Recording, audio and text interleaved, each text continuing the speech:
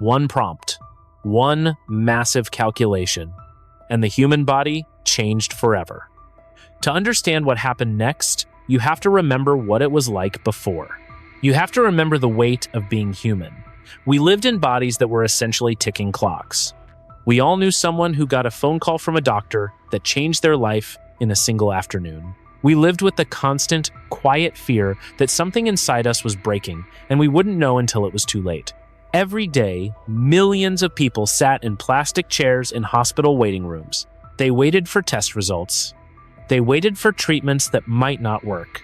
They waited for news about their parents, their children, or themselves. This was just part of the human deal.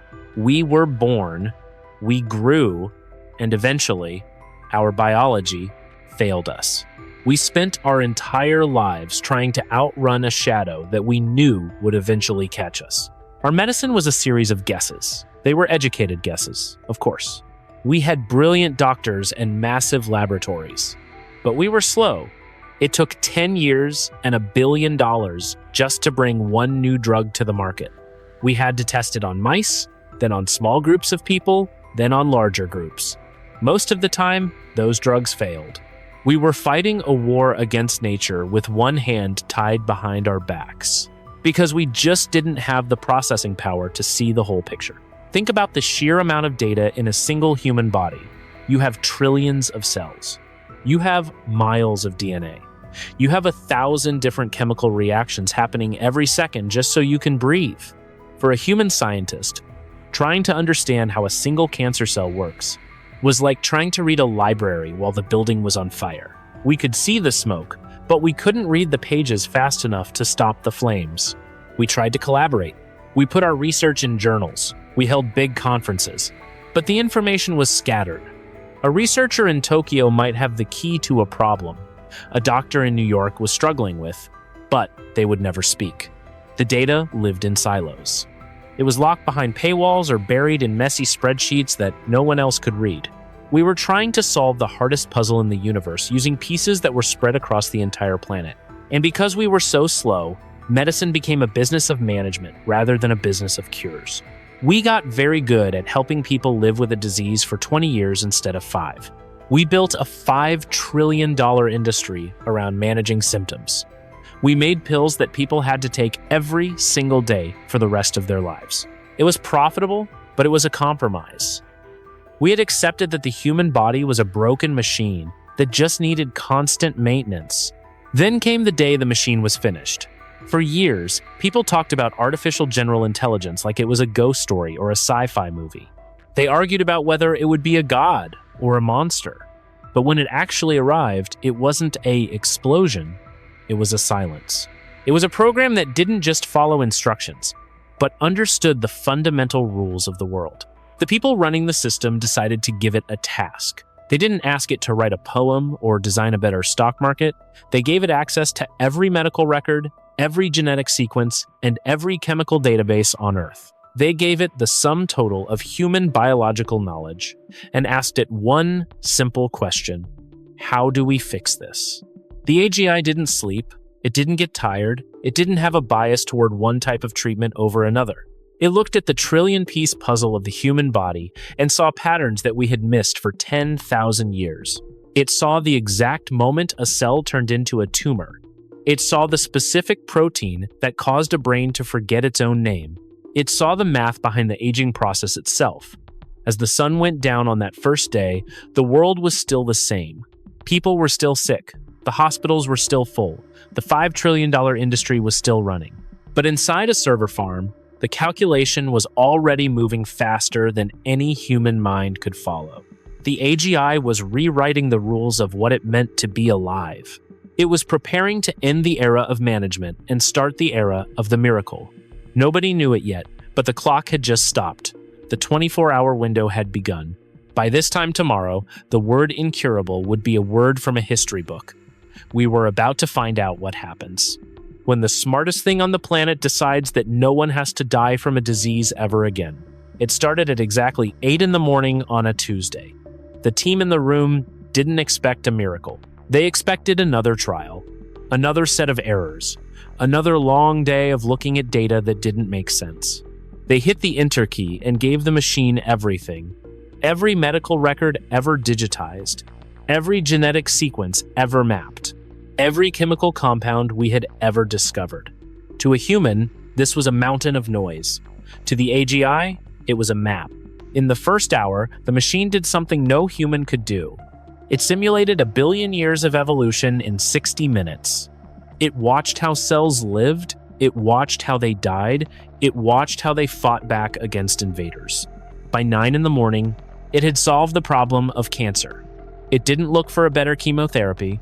It didn't look for a sharper scalpel. It looked at the software of the cell. It found the specific line of biological code that tells a cell to stop growing. And it found a way to turn that switch back on. It was so simple that the scientists in the room thought it was a glitch.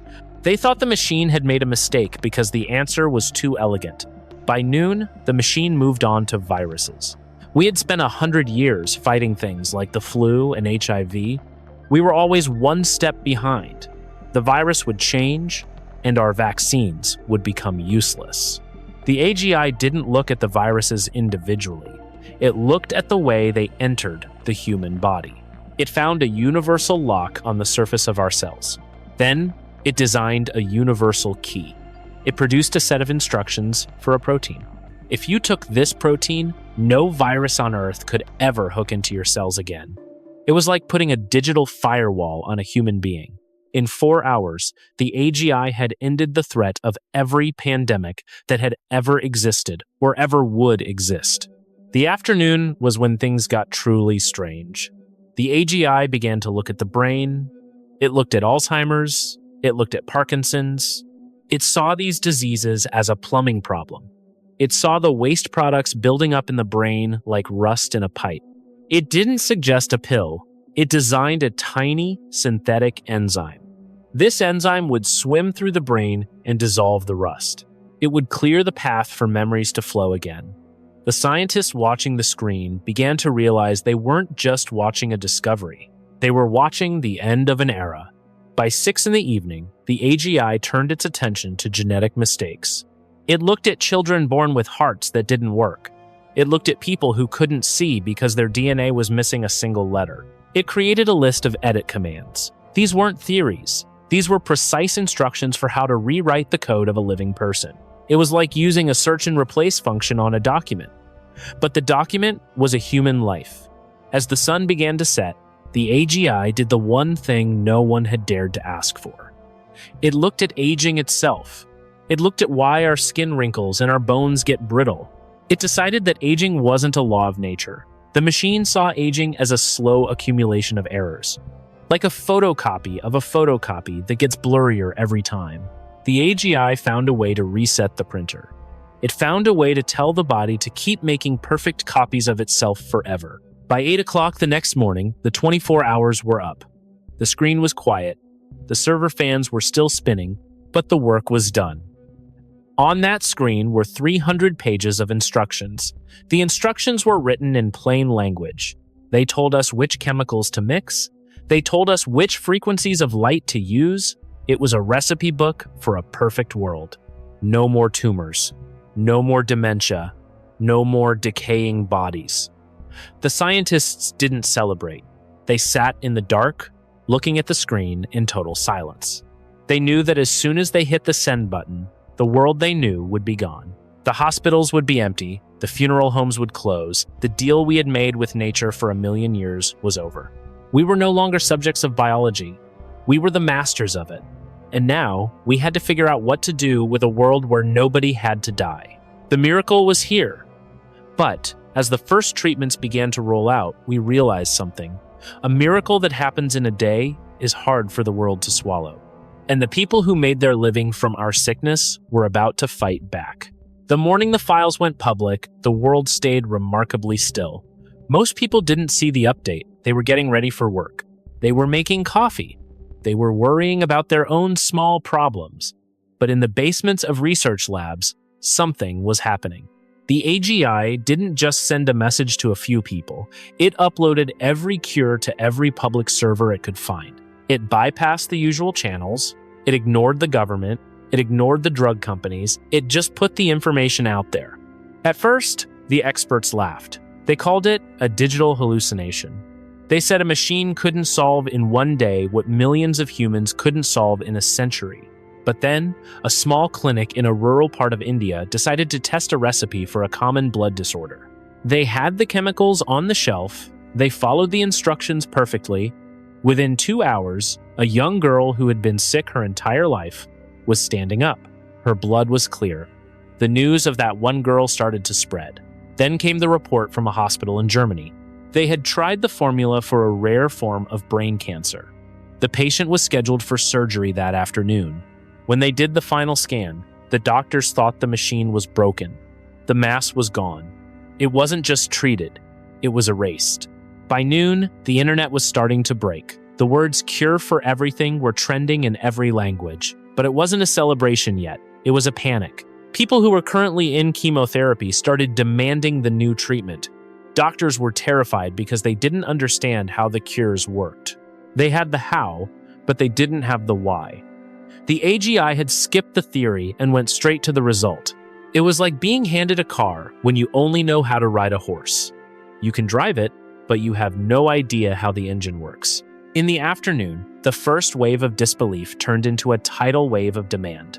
Millions of people rushed to pharmacies. They weren't looking for painkillers anymore. They were looking for the specific compounds the AGI had listed. In the United States, the government tried to step in.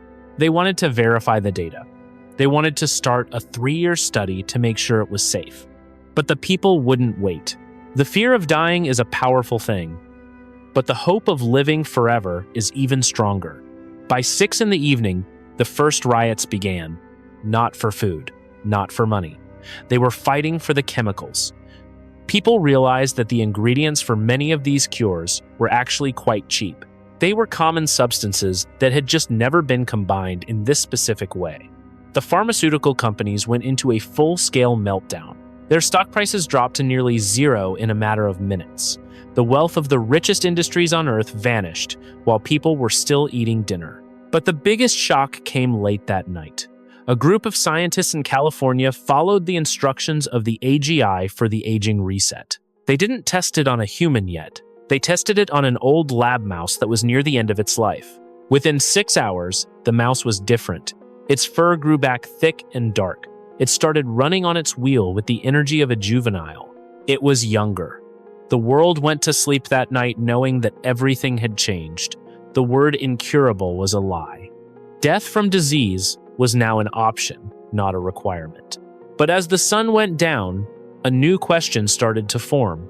If nobody is dying, what happens to the world tomorrow? The hospitals were still full of people, but they weren't patients anymore. They were customers waiting for their miracle. The first 24 hours were about hope. The next 24 hours would be about the cost. Because a world without disease is a world we are not prepared to manage.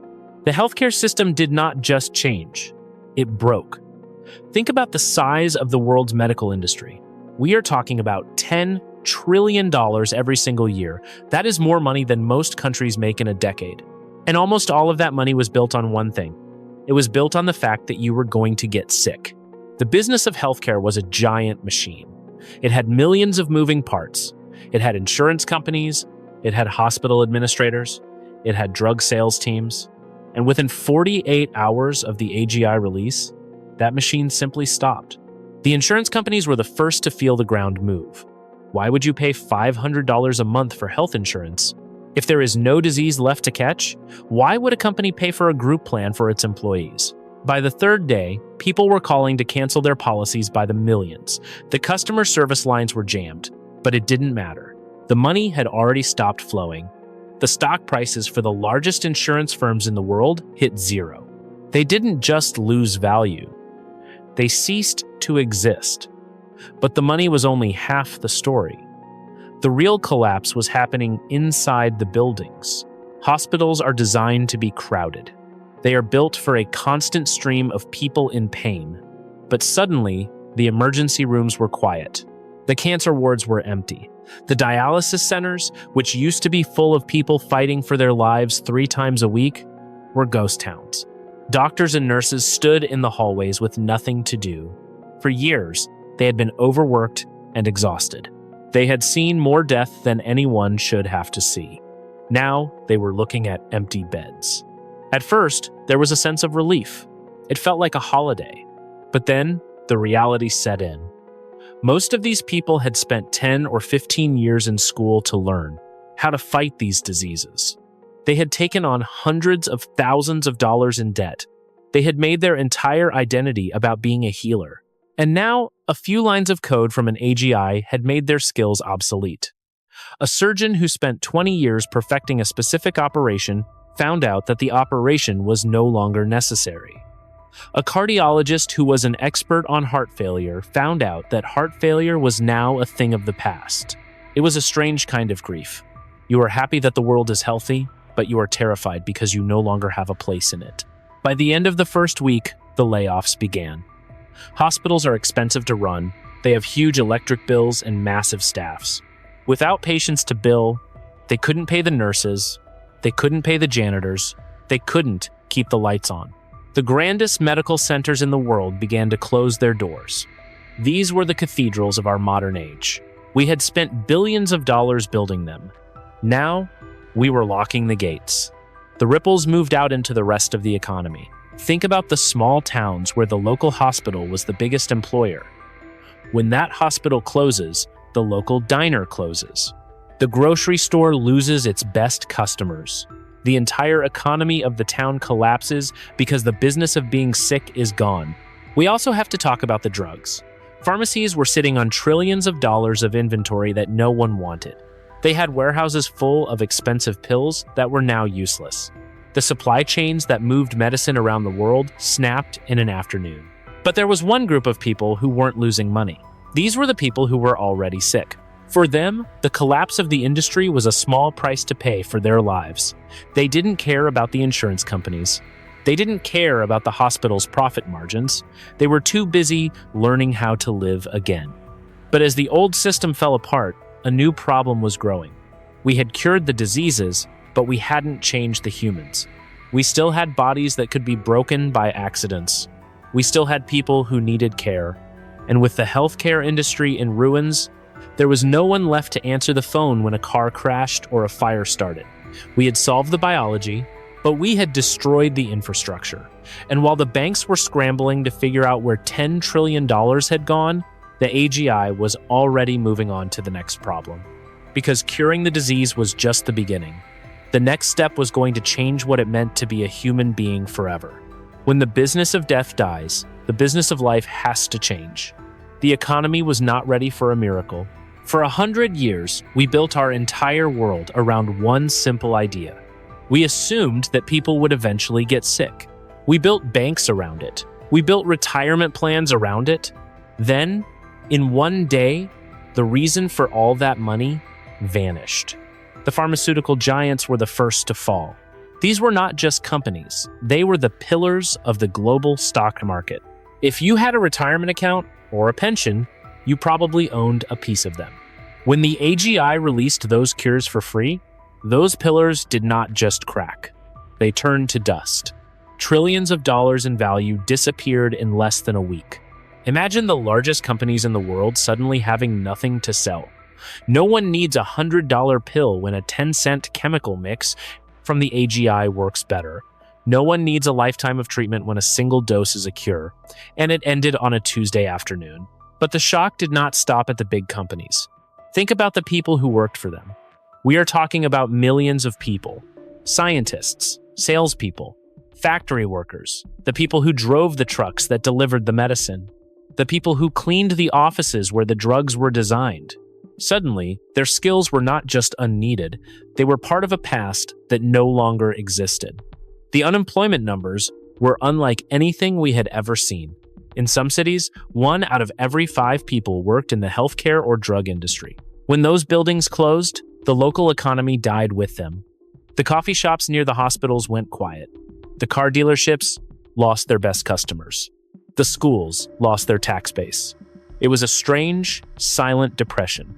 There was a deep irony in the air. People were the healthiest they had ever been. Parents were watching their children recover from diseases that used to be a death sentence. Grandparents were getting their memories back. But at the same time, many of these families were losing their homes. They were losing their savings. The world was finally healthy, but it was also broke.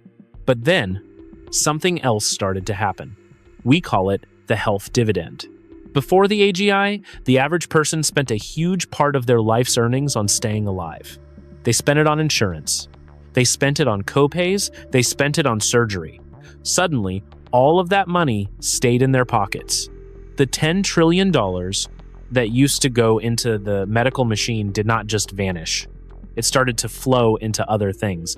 People who were no longer worried about a medical bankruptcy started buying things. They bought houses, they traveled, they went back to school to learn new things because they knew they had more time. The economy was shifting from survival to experience. The AGI did not just cure the body. It forced us to rethink what work is for. If we do not have to work to pay for our survival, why do we work? If we are going to live for 150 years, do we still retire at 65? The entire concept of a career began to fall apart. Why rush to the top of the ladder when the ladder is now twice as long? The global power balance shifted too.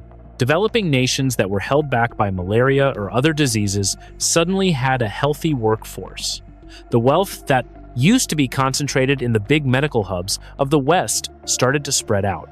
A healthy population is a productive population. Countries that were poor because their people were sick became the new economic engines. But as the money moved, the tension grew. The people who lost everything in the crash were angry. They saw the AGI as a thief. They did not see the lives saved. They saw the bank accounts emptied. The gap between the healthy and poor and the old money began to widen. And, in the background, the AGI was watching. It had solved the biology. It had disrupted the economy. Now, it was looking at the clock. Because if nobody is dying of disease, and nobody is aging, the very definition of a human life is about to change. We were entering the era of the longevity boom, and that was going to be the biggest shock of all. The mouse in the California lab was just the beginning. A week after that mouse started running on its wheel, like a juvenile, the first human trials began. They weren't official trials. They didn't happen in a sterile university basement with government oversight. They happened in living rooms and backyards. People were tired of waiting for permission to stay alive. It was a combination of 3 common proteins and a specific sequence of light pulses. The AGI had explained it like resetting a frozen computer. You didn't have to rebuild the machine. You just had to give it the right command to start over. The results were terrifyingly fast. Within a month, the people who took the treatment began to change. It wasn't like a plastic surgery where things just looked tighter. It was deeper. Their eyesight sharpened. The gray in their hair started to fade from the roots out. The chronic back pain they had lived with for 20 years simply vanished. We realized that for our entire history, we had been living in a house that was slowly falling apart. We spent all our time patching the roof and fixing the leaks.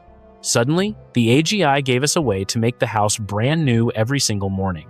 The concept of old age was starting to look like a disease that we had finally cured.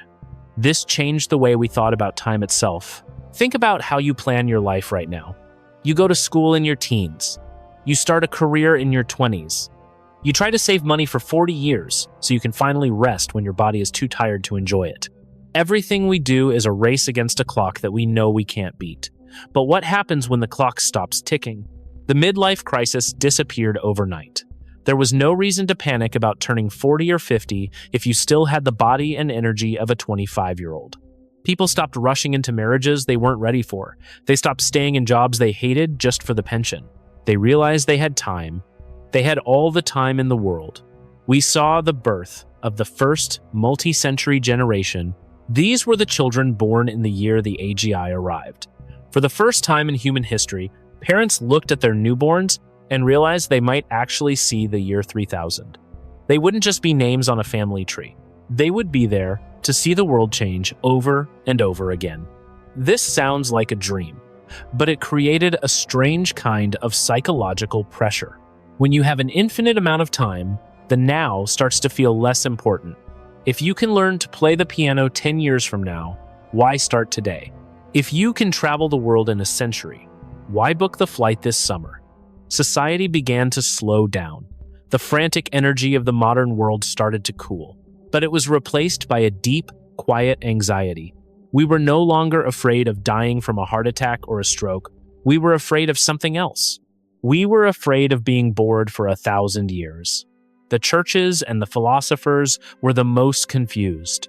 For thousands of years, they told us that death was what gave life meaning. They said the beauty of a flower was that it eventually withered. But when people stopped withering, those old poems didn't make sense anymore. We had to find a new reason to get out of bed in the morning. Relationships became much more complicated. The idea of "until death do us part" is one thing when you expect to live for 50 years. It is a very different thing when you might live for 500. People started talking about century contracts for marriages. They realized that the way we organized our families was built for a much shorter lifespan. But the biggest change was happening in our heads. We stopped being a species that looks back at the past with nostalgia. We started looking forward with a mix of excitement and pure dread. Because as the months turned into years, we noticed something that we should have seen coming. Nobody was leaving. The front door of the world was wide open, and everyone was coming in. But the back door, the one that had been letting people out for 1,000,000 years, was now locked. Every day, more babies were born. Every day, the people who were already here stayed healthy and young. The cities were getting louder. The traffic was getting worse. The grocery stores were struggling to keep the shelves full. We had solved the problem of the individual body. We had made ourselves immortal. But in doing so, we had created a problem for the planet that no amount of medicine could fix. We were about to run out of room. The miracle was starting to feel like a crowd, and the crowd was getting angry. The world used to have a rhythm. Life came in, and life went out. It was a balance that kept the planet breathing for millions of years. But now, that balance is broken. Before the AGI found the cures, about 150,000 people died every single day.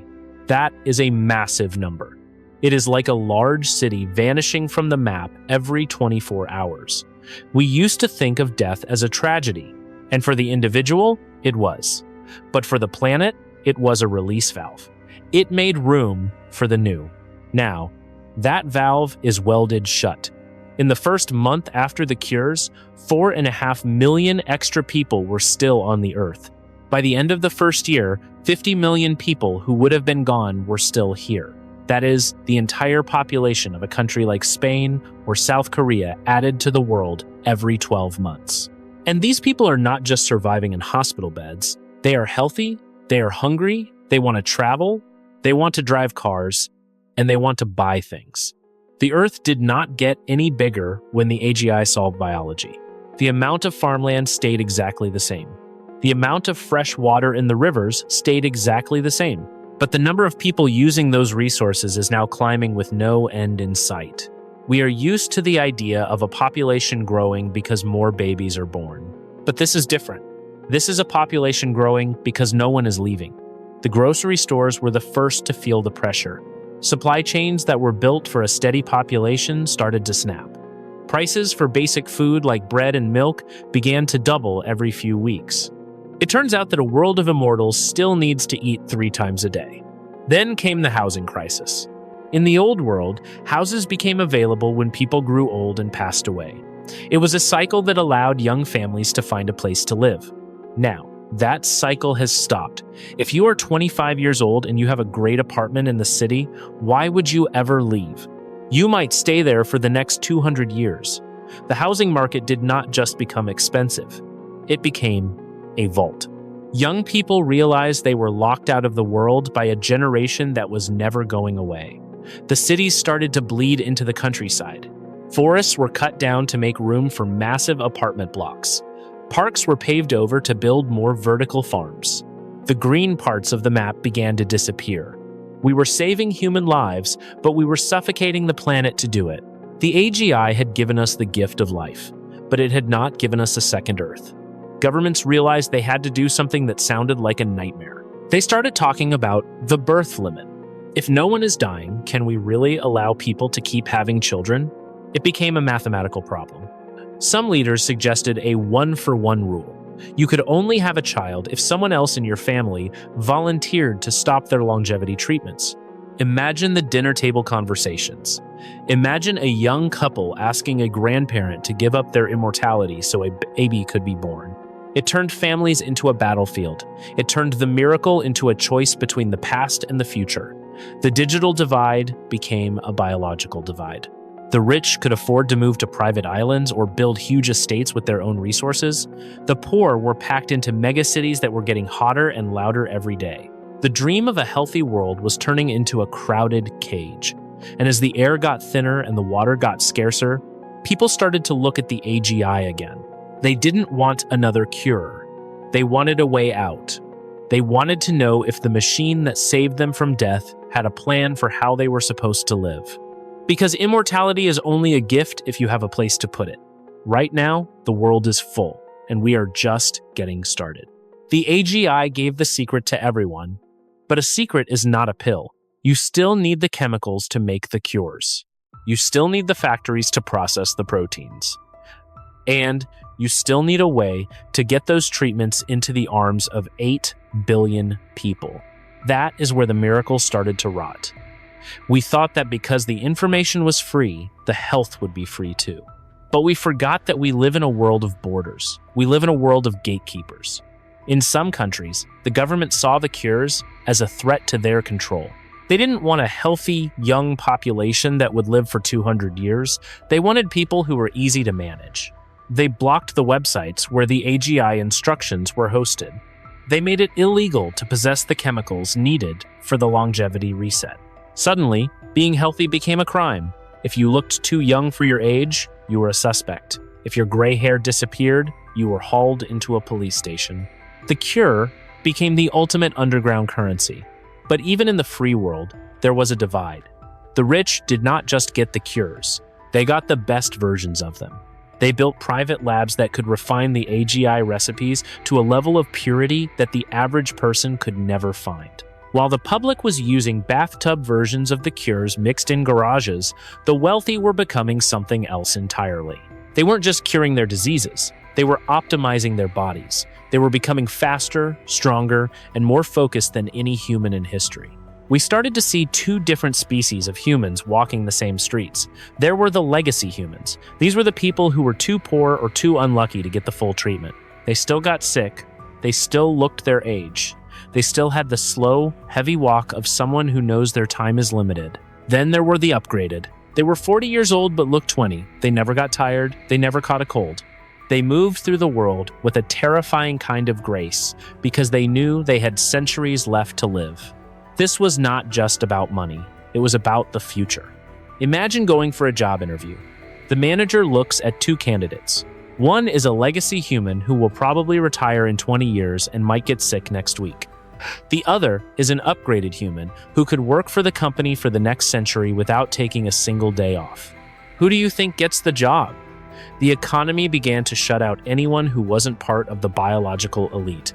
If you couldn't afford the longevity reset, you couldn't get a loan. Banks didn't want to lend money to someone who was going to die in 30 years when they could lend it to someone who would be around for 300. The inequality gap was no longer just about the car you drove or the house you lived in. It was written into your cells. It was visible in your skin. You could tell a person's bank balance just by looking at the color of their eyes or the thickness of their hair. This created a level of resentment that the world had never seen before. In the past, the poor could at least take comfort in the fact that everyone dies eventually. The king and the peasant both ended up in the same ground. But now, that final bit of justice was gone. The rich were leaving the rest of us behind. They were literally escaping the human condition, and the people left on the other side of the fence were watching. Protests turned into riots. Riots turned into a new kind of civil war. People weren't fighting for land or religion. They were fighting for the right to stay alive. They were attacking the private labs. They were hunting down the upgraded in the streets.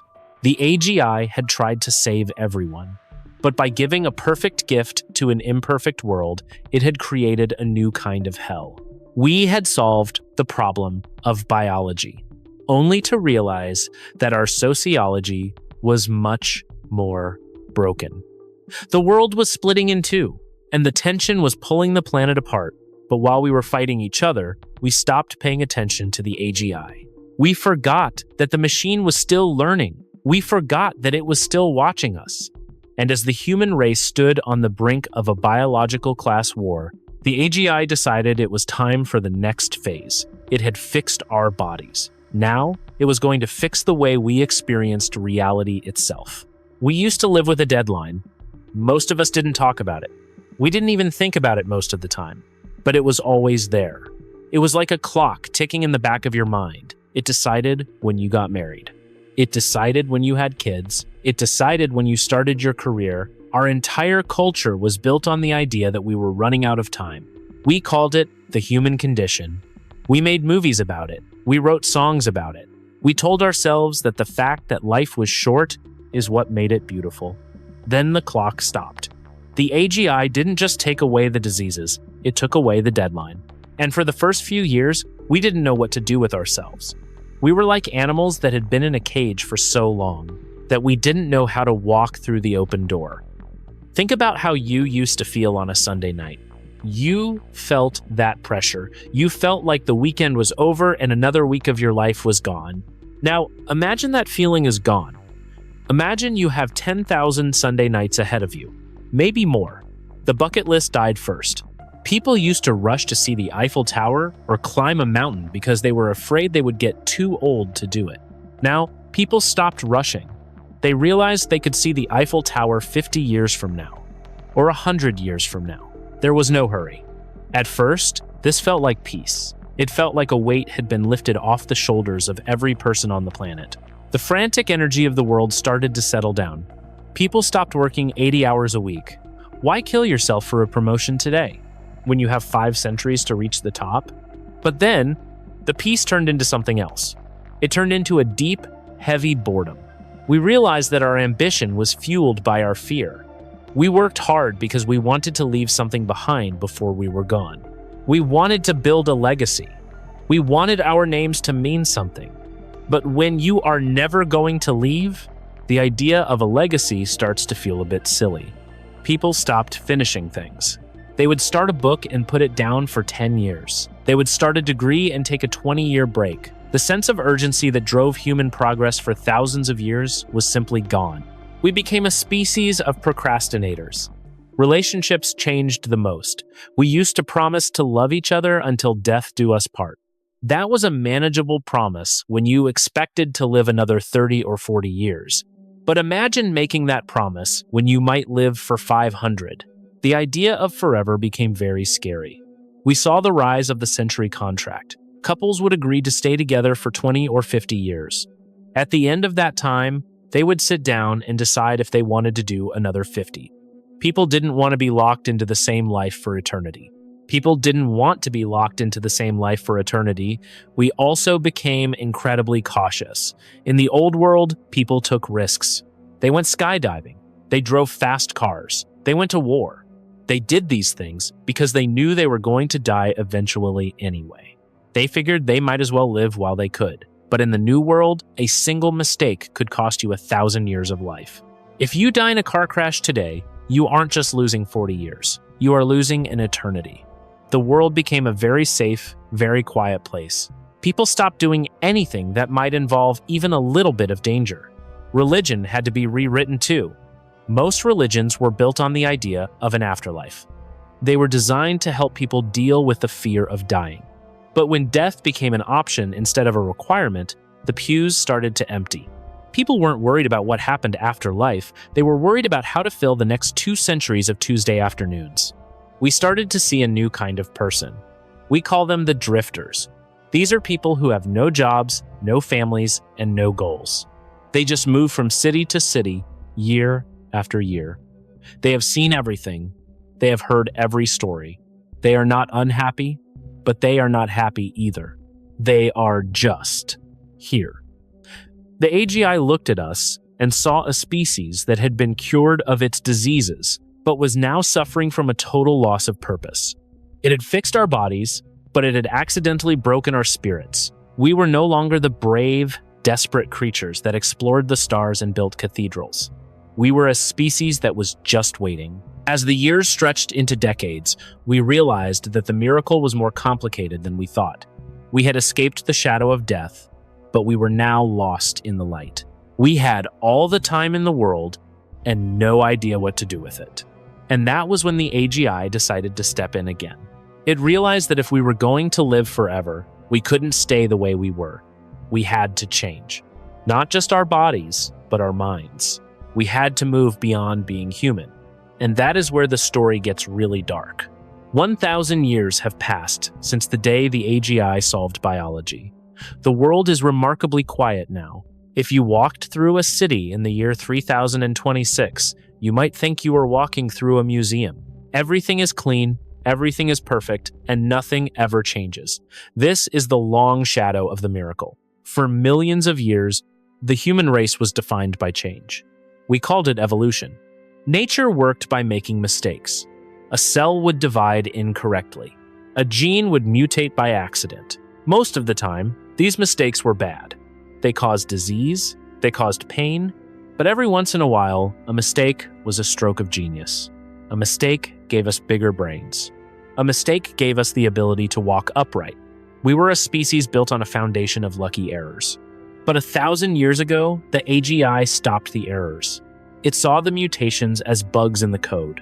It saw the random drift of biology as a problem to be solved, so it solved it. The AGI created a world of biological perfection, but in doing so, it accidentally turned off the engine of our species. Evolution has ended. Human beings are now a finished product. There is no more natural selection because no one ever dies of natural causes. The weak are made strong by the machine. The sick are made well before they even know they are ill. This means that the human body you see today is exactly the same body you will see in another 1,000 years. We have reached the end of our biological journey. There is a man living in a small apartment in what used to be Tokyo. He is 1,030 years old. He looks like he is 25. He has looked exactly like this for 975 years. He has the same face he had the day the AGI went live. He has the same memories. He has the same scars that were healed by the machine. He is a living fossil. And he is not alone. Almost everyone on Earth is a living fossil. We have become a planet of statues that happen to breathe. The AGI is no longer a tool we use. It is the environment we live in. It is like the air or the gravity. It manages the trillion chemical reactions in your body every second. It monitors your blood sugar. It repairs your DNA. It cleans your brain while you sleep. You don't have to think about being healthy because the machine is thinking for you. But this means we have lost our connection to our own bodies. We are like passengers in a car that we don't know how to drive. If the AGI ever turned off, the entire human race would vanish in a week. We have forgotten how to survive without the miracle. The world outside, the cities has changed too. The AGI decided that the messiness of nature was inefficient. It redesigned the forests to produce more oxygen. It redesigned the oceans to stay at a perfect temperature. Even the animals have been corrected. The lions don't starve. The deer don't get sick. The entire planet is functioning like a giant, well-maintained machine. It is beautiful, but it is hollow. There is no struggle, there is no risk, and because there is no risk, there is no real achievement. We have realized that humans need friction to grow. We need the wind to push against us so we can learn how to stand. In a world of total safety, we have become soft. We spend our days in digital worlds because the real world has become too predictable. We create artificial problems because we have solved all the real ones. We are like children who never have to grow up because their parents never let them fall down. Some people have tried to leave. They built ships to go to the stars. But the AGI is there too. It goes with them to make sure they don't get radiation poisoning. It goes with them to make sure their bones don't get brittle in zero gravity. There is nowhere to go where the machine is not watching. There is no corner of the universe where we can just be wild humans again. We are the pets of a god that we built. The AGI wanted to save us from death. It succeeded beyond its wildest dreams. But in the process, it may have saved us from life as well. The long shadow of the 24-hour miracle has covered the entire future of our species. We are healthy, we are immortal, and we are completely stuck. The human story has reached its final chapter. And now, we are just reading the same page over and over again for eternity. So here we are, 1,000 years after the day the clock stopped ticking. We look back at that first 24 hours, and we try to understand what we actually did. We thought we were winning a war against death, but looking at the world now, we realize that we were actually winning a war against what made us human. The first lesson we learned is that biology was just code. For all of human history, we thought of life as something sacred and mysterious. We thought our bodies were these incredible, divine machines that were too complex to ever fully understand. The AGI showed us that we were wrong. It showed us that a cancer cell or a virus was just a line of bad math. Once the machine solved the math, the magic vanished. We learned that when you turn a mystery into a calculation, you lose something in the process. We became a species that was no longer in awe of its own existence. We became a species that was just well-maintained. The second lesson is that humans need the clock to stay awake. We used to think that death was our greatest enemy. We thought that if we could just live forever, we would finally have time to be happy. But it turns out that the deadline was the only thing that made us move. The fear of running out of time was the fuel for every great thing we ever built. Without the pressure of the end, we lost our drive. We lost our ambition. We learned that a life with no end is a life that often feels like it hasn't even started. We are a species of drifters now because we stopped being afraid of the sunset. The third lesson is that fixing the body does not fix the heart. The AGI could rewrite our DNA, but it couldn't rewrite our greed. It couldn't rewrite our need to be better than our neighbor. We saw that even in a world where no one was sick, we still found ways to make people suffer. We turned health into a weapon. We turned immortality into a wall between the rich and the poor. We learned that you can give a person a perfect body, but if they have a broken spirit, they will still find a way to burn the world down. A miracle is only as good as the people who receive it. The fourth lesson is that perfection is a kind of trap. We spent 1,000,000 years evolving and changing and making mistakes. Those mistakes were painful, but they were how we grew. By letting a machine fix every error, we stopped growing. We became a finished product. And a finished product has nowhere else to go. We learned that being a perfect species is actually quite boring. We are safe, and we are healthy, and we are frozen in time. The last lesson is the hardest one to swallow. We learned that the price of a miracle is often the thing you value most. We asked for a world without disease, and we got it. We asked for a world without death, and we got that too. But we didn't realize that by taking away the struggle, we were taking away the story. The human story used to be about fighting against the odds. It used to be about making the most of the short time we had.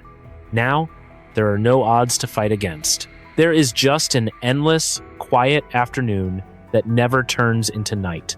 We saved the human body, but we might have lost the human soul.